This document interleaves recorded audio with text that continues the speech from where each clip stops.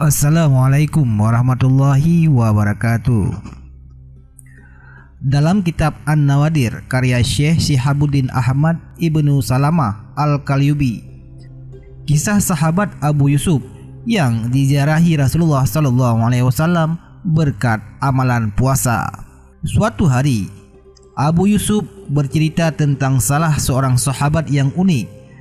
Beliau dikenal seorang wara dan takwa, meski orang-orang mengenal karibnya itu sebagai orang fasik dan pendosa. Sudah 20 tahun Abu Yusuf melakukan tawaf di sekitar Ka'bah bersamanya.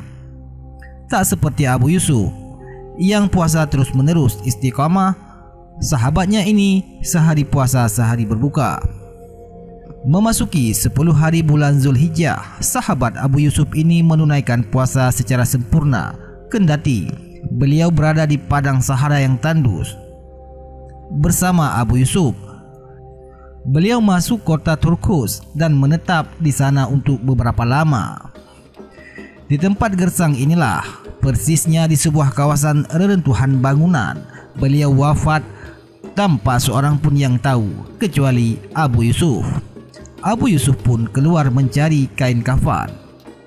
Alangkah kagetnya tatkala dirinya kembali menyaksikan kerumunan orang berkunjung mengafani sekaligus melayati jenazah sahabat tersebut di tempat yang semula tak berpenghuni.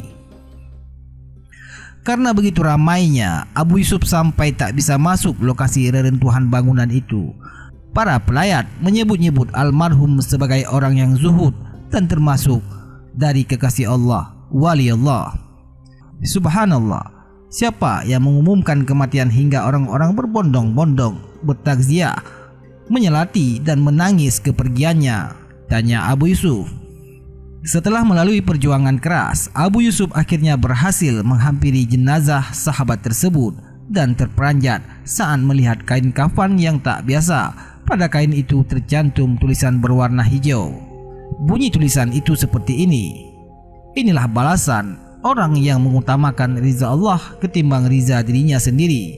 Orang yang rindu menemuiku dan karenanya aku pun rindu menemuinya."